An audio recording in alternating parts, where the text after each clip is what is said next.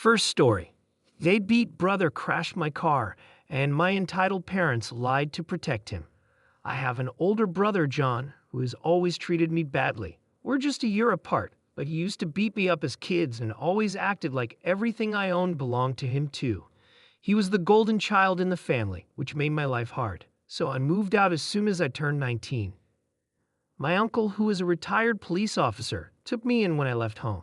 He even gave me an old Crown Victoria, which I absolutely loved. For some reason, John hated that I had that car. He went through 4 old cars that eventually broke down, while my Crown Vic kept running smoothly. After his 4th car broke down when he crashed it into a pole, he asked to borrow my car. I had a bad feeling and told him no. He called me entitled and said he needed the car to get to work. I told him to take the bus because I knew how he drives, and there was no way I was letting him use my car. My parents called me after that, trying to convince me to lend him the car. I refused, no matter what they said, because I needed it for my own transportation. John wasn't the only one with a job to get to. My uncle was proud of me for standing up to them, and even gave me a high five. A few days later after work, I noticed my car was missing from where I had parked it. I called John, but he didn't answer. Then I called my parents and asked if he had taken my car. They denied it at first, but when I said I was calling the cops, they admitted that John had taken it because he needed it. I told him he'd better bring it back immediately, or I'd get the police involved. They called me a jerk, but they also called John and told him to return my car. He showed up in the parking lot 30 minutes later. When I demanded to know how he stole my car, he held up a set of police Crown Vic keys he had bought online. Some of them were made to work with multiple cars. I told him that if he ever stole my car again, I'd have him arrested. Then he had the nerve to ask for a ride home.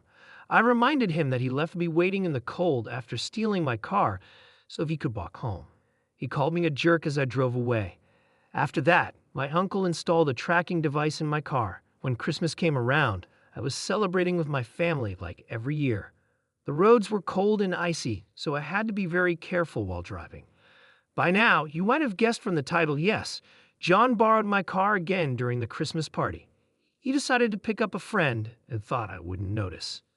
But I did when I looked out the front window and saw my car was gone. I pulled up the tracking app and saw he was a few miles away. I called him to yell at him, and everyone at the party noticed something was wrong. I told him John stole my car again, and my uncle confirmed it wasn't the first time. John told me to screw off and said he'd be back soon. I warned him not to drink and drive, but he just hung up on me. While I was watching the tracker, the dot stopped moving. Then we got a panic call from John asking for help. He had crashed my car because he couldn't handle the icy roads and wasn't used to driving a rear-wheel drive vehicle. We all piled into my parents' minivan and followed the tracker to find him. We found John by the road with my Crown Vic nose deep in a snow-filled ditch. My uncle was furious since the car used to be a police vehicle, and I was beyond angry with John for stealing my car again. My parents wanted me to let it go, but I said enough was enough and that I was going to call the police. John begged me not to because he had been drinking before driving and would get a DUI. I told him he was going to pay for the damage to my car, or I'd sue him. As luck would have it, the police were already on their way to check on the accident because someone else had called them. My parents tried to tell the cops that I was the one driving, and they were just there to help me. I told the cops that wasn't true, and my uncle backed me up. One of the officers recognized my uncle, and they had a quick chat. Then the police asked John for his license, and that's when I found out his license was suspended because of his last car crash. They also gave him a breathalyzer test. John ended up in handcuffs while my mom cried and begged the police not to take him away. The officer told her that she and my dad could be arrested too for lying to the police. That shut them up fast, and we all got back in the minivan. The Christmas party ended early, and my parents drove me and my uncle home since he had come with me. They didn't say much during the drive and sped off as soon as we got out of their van. They almost slid off the road themselves doing that. My brother was released from jail the next day, looking terrified and close to tears. The cops had scared him by talking about the horrors of prison, and he even wet himself. They let him take a shower afterward. My uncle started laughing and told us that his friends at the police department didn't file the DUI charge, just the one for the suspended license, which was about a $1,000 fine. My uncle said he just wanted to teach John a lesson and that this would be the only time he'd help him out. John then apologized to me and promised to pay for the repairs to my Crown Vic. He also swore he'd never touch my car again. When the car was pulled out of the ditch, the front end damage was minor, just a new bumper, headlight, and grille were needed. The damage was only on the surface, thankfully. My parents have pretty much pretended the whole thing never happened. John gave me the extra Crown Vic keys he had bought online and said he learned a lesson he wouldn't forget. Update. This is an update from yesterday. My brother kept his promise and paid for the damage to my car. The body shop guy gave me a fair deal to replace the damaged parts on my Crown Vic and just asked if I cared whether the parts were original or not. I told the body shop I didn't care if the parts were original since the car is old, and I didn't want the repair bill to get too high. I thought the damage was just on the surface. There was a bit more to fix. The shop said they needed to straighten out some minor damage, but it wasn't anything major. They could handle it easily. There was also a little damage to the fender panels, but they assured me it was easy to fix, especially since I didn't mind if everything wasn't perfect. The new parts would be painted to match the car, so that was good news. My brother paid the body shop in cash right away after getting the repair quote. He seemed eager to hand over the money and said goodbye politely. I won't say how much it cost, but it definitely hurt his savings, especially after paying the fine for driving without a license. He was hoping to get a new car, but now he can't until his license suspension is over, which I think will be a while. My parents had given my brother a ride to the body shop, and after he left, they stayed behind to scold me for making him spend all his money fixing my car. I could tell they were about to say something about how I should have just let him use my car in the first place, and how this all could have been avoided if I had. But something inside me snapped, and I cut them off. I finally let it all out. I called them out on everything, the favoritism, how they've always treated my brother as more important than me. I reminded them that I had to move in with my uncle just to get away from their unfair treatment. I told them how they let my brother steal my car and then tried to lie about it until I threatened to call the police. They even tried to lie to the police by saying I was the one driving when my brother crashed my Crown Vic. And now they were mad at me for making my brother pay for the damage he caused by stealing my car on Christmas Eve, driving without a license and while drunk. By the time I finished, I was out of breath. I was nearly out of breath. My mother was crying and my father's face was bright red, looking like he was about to explode. But instead of shouting, he took my mother by the hand and started to leave. Just then, a guy sitting near the door blurted out, "You guys are narcissists." That was all it took to push my father over the edge. He started attacking the guy like a madman. My dad isn't small, and he knows how to throw a punch, so he beat the poor guy badly like a wild gorilla. I yelled for the clerk to call the cops, and they did. When my father heard that, he bolted out the door and drove off, leaving my mother crying in the lobby. The police had to pick him up at home, and surprisingly, he cooperated when they arrested him. But now he's facing charges for assault. The guy my father beat up had a badly swollen black eye, a possibly broken nose, and a concussion. I was there when they put him in the ambulance to take him to the hospital. My mother has been calling me, crying and blaming herself. My uncle says it's about time my dad got some karma, and my brother is doing everything he can to stay out of it. This is not how I thought things would turn out. Update. My father is out of jail now, and I've been told he looks terrible. My mother paid his bail, and when he came out, he looked almost as beat up as the guy he attacked. Apparently, he picked a fight in jail over the weekend and got jumped by other inmates. My uncle went with my mother when my father was released and described what he looked like to me. He said my dad has 2 black eyes, dark bruises all over, a fat lip, and is missing a tooth. My uncle said my father didn't try to blame me for anything this time. He barely spoke at all. He just got into the minivan with my mother and went home. I managed to get in touch with the guy my father beat up. A friend of a friend knows him. I'll call him Scott for now. My father beat Scott up pretty badly. Scott has a concussion from hitting his head against the wall after being punched several times. His nose is indeed broken, and he's in a neck brace. He spent 3 days in the hospital. When I asked him what he planned to do, he confirmed that he's going to sue my father and has already spoken to a lawyer. I told him to do what he needed to do, but I don't have any more details about the case. My friends and I put together a gift basket for Scott, and we all chipped in some money since he won't be able to work for a while. Even my uncle contributed, even though he didn't have to. Scott was very thankful when we gave it to him. My mother hasn't tried to call or text me since my father was released, but my brother texted me that she's still been crying a bit, and my father has been mostly silent since he got home, hardly leaving the couch. The last time my father was like this, he didn't speak to anyone for at least a week, but this situation is much worse than what made him go silent last time. Final update. I know it's been months, but I finally have an update. The guy my father beat up is doing fine now, though he still needs to get his nose fixed. The rest of his injuries have healed well. He filed a lawsuit against my parents, and at first my father was determined to fight it, but he eventually changed his mind. Why? Well, for a few reasons. First, someone broke several windows on my parents' minivan in the middle of the night. My uncle said the police think it was done with a BB gun, but they couldn't find out who did it. My father replaced the windows himself, as he's done that before, and there hasn't been any more vandalism since. I think whoever did it might be connected to the guy my father beat up.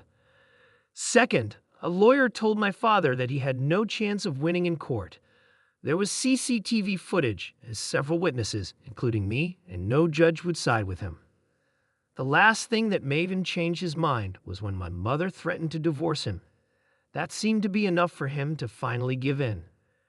They settled the lawsuit in mediation before it went to court, but I don't know how much my father paid because my mother won't tell me.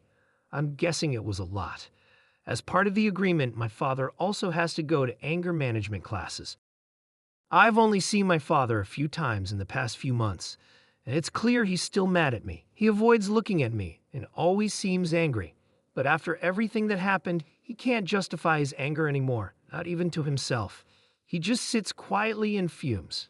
He's also cut back on drinking a lot, probably because it's one less expense for him and my mother to worry about. As for my brother, you'll be glad to know he's been trying hard to make things right with me. He moved out of our parents' house and is living with a friend now. He got his license back, but doesn't have a car yet because he can't afford one. Instead, he rides a bike to work. His relationship with our parents is more strained now, though. After a while, our father started blaming him for everything that happened over the holidays, and our mother had to calm him down. My father is a lot calmer now since he started going to anger management, but it's clear he still doesn't like me. It's not like my parents are suggesting family therapy or couples therapy. I think my father doesn't want more people telling him he's wrong, and my brother and uncle agree with that. My father is still working, though his clients dropped off for a while. He's back on his feet now. My mother says he wants to get dentures for his missing teeth. It turns out he lost more than one tooth after getting out of jail. Initially, it was just one, but several of his upper teeth were already in bad shape, and he had to have more pulled. Now he's missing 5 teeth on the upper left side of his mouth. A lot of people criticized my uncle for keeping my brother's DUI from being filed, and I had mixed feelings about it too. My uncle read many of the comments and finally said, after a few months, that he'd never do something like that again, no matter who it is. I agree with him, and my brother understands too. So no one will ever expect my uncle to just fix things if they get arrested again. So that's my final update. See you all later. P.S. Yes, my car is doing fine. It has a tracker and a kill switch now, and there have been no mechanical issues since it was repaired. I think this story might be fake because everything seems too convenient, but I'll keep updating as the original poster shares more. Second story.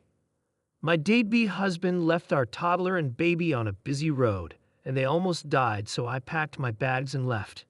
Now he's begging for forgiveness. What should I do? Hey Reddit, I need to share what happened because I'm still shaking. I'm 27 and have been with my husband, who's 32, since 2024. We have a 5-year-old daughter and a newborn son, but tonight, something terrible almost happened. My husband has always had trouble focusing, but I never thought it would go this far. Our neighborhood is laid out strangely, with cars speeding by all the time. I was folding clothes when I suddenly heard our daughter scream, "Dad, help." That scream made me drop everything and run outside. What I saw made my heart stop. Our newborn stroller was rolling toward the busy street. I screamed and ran as fast as I could, barely stopping the stroller in time. My daughter had fallen and scratched her hands and knees while trying to chase after the stroller. I grabbed my baby, my heart racing, and looked around for my husband. He wasn't watching the kids, he was chatting with the neighbors, completely unaware. The anger I felt was like nothing I've ever experienced. I stormed up to him, shouting in disbelief. He looked shocked at first, and then realized what had almost happened. He started apologizing and crying, but it was too late. I couldn't understand how he could be so careless, so blind to our daughter's screams and the stroller rolling away. I packed up the kids and left. I'm staying with my parents now, and they're on my side. But my husband keeps texting and begging for forgiveness, saying it was just an honest mistake. But I can't get over the fear of almost losing my baby because he couldn't focus for even a second. My daughter got hurt because he wasn't paying attention. I almost lost my son because he wasn't paying attention. I can't stop crying. I wish this had never happened. I'm sorry this is short, but I just want to hold my babies, and I can't stop shaking every time I think about it. What if I had been just 1 second late?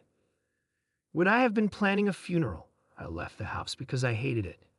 I didn't feel like it was safe for the kids with all the traffic, and I was right.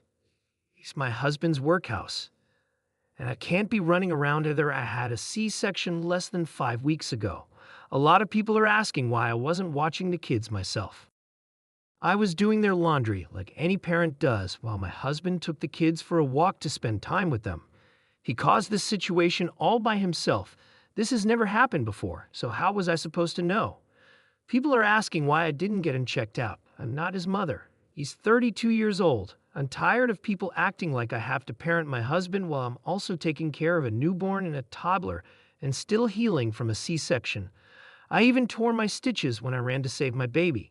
I don't care if it was his ADHD. The court wouldn't care either. If he had killed my child, he would have gone to prison, no matter what. Relevant comments and additional information from the OP. A specific comment mentioned, okay, he was 99% wrong, and I'd be furious just like you. But I'm a little confused about the situation. Why was your baby left unattended in a stroller? How did the stroller end up in the road if you weren't home? Is it normal for your baby to be out front in the stroller while your toddler plays outside? Maybe it was a freak accident. As a mom, I have to be honest, most of us have had near-death experiences with our kids. We could be naive and expect our little ones to have more awareness and survival skills than they do. When my son was 2, we had a terrible experience with an escalator, and I still have trouble sleeping because of it. Every parent has these moments, unless they're insanely lucky. I don't fully understand what happened, but it seems like he's really sorry and feels awful. Once you go through something like this, you never forget it. If he truly loves your kids, he's devastated and has learned a hard lesson. I'm not sure if your response was the best, but I understand why you did it in the heat of the moment. I think you two need to have a serious talk and maybe consider moving if possible. I wouldn't jump straight to divorce like Reddit often suggests. I believe there's a solution here, and I'm so sorry you're dealing with this. It's the worst feeling in the world. Ope's response. Hi there, let me clarify. I was sitting inside in the living room, and there's a big window behind the TV that was open a little so I could hear what was happening outside. That's when I heard my toddler scream for her dad to help. When I got outside, he was standing on the neighbor's driveway. I think he must have left the baby on the road because there's no way the stroller would have rolled off by itself. My toddler was playing with the neighbor's cat before she noticed her brother rolling away. When I confronted my husband about it, he just kept stuttering and couldn't explain what happened. I still don't know if he forgot to put the brakes on the stroller, if the wind pushed it, or something else. My neighbor contacted me and asked if I wanted the security footage because his wife is completely on my side. So I'll probably find out what happened once I get the video. Comment. I understand this is a horrible situation, but saying you don't care if it was his ADHD won't help and might make things worse. It's important to remember that with ADHD, sometimes people don't register things like this at all. People with ADHD often have shorter life expectancies because they may accidentally harm themselves. This isn't the same as being careless. Learning more about ADHD could help you both stay safer. Understanding how my ADHD works and using specific precautions has probably saved my life. You should tell your husband what you need from him, whether that's getting better control of his ADHD through medication or other methods, or setting clear rules like not taking the kids out front without you. It's strange that neither your husband nor the neighbor noticed the stroller you did from inside. Were the neighbors just watching the stroller roll toward the street? Was your husband somewhere where he couldn't see it? Were you already heading outside when this happened? I'm trying to understand why neither your husband nor the neighbor noticed, but you did from inside. People with ADHD usually react quickly in emergencies, so this seems odd. I'm not accusing you of leaving anything out, but think about what your husband and the neighbor were doing that they missed it. Something feels off. This is a terrible situation. I once lost a pet due to inattention from ADHD, but I can't imagine nearly losing a child. Op's response. That's why I'm waiting for the footage. It doesn't make sense how this all happened. I'm not sure how to describe my house. There's a big window in the living room that was open a bit so I could hear outside. The neighbor's house is 3 houses away, and we live at the end of the street near a main road. When you walk into my house, the living room is on the left, and the kitchen is on the right.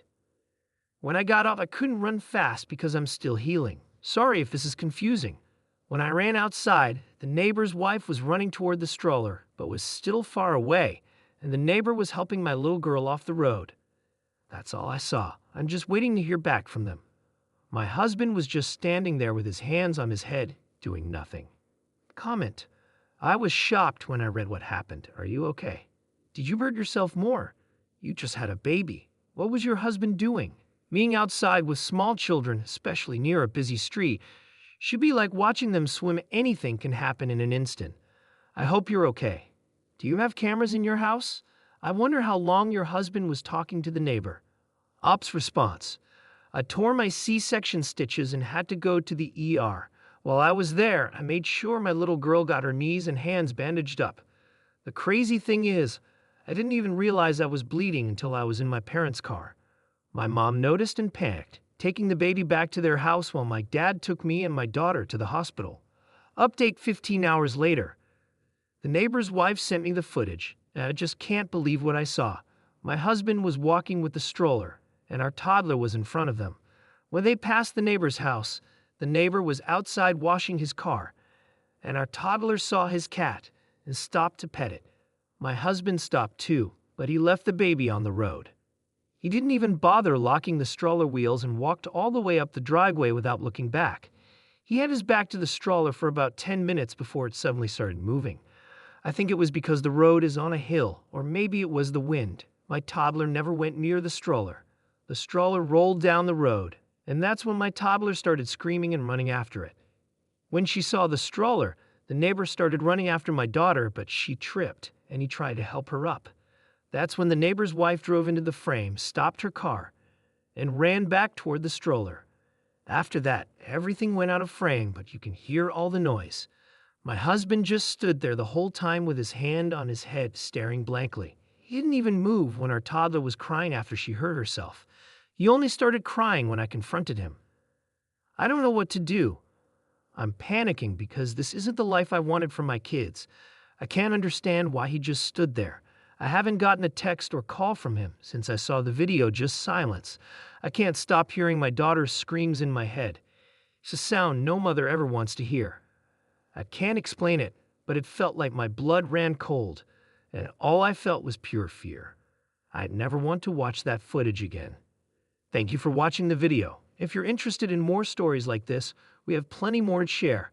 Just subscribe to our channel, hit the like button, and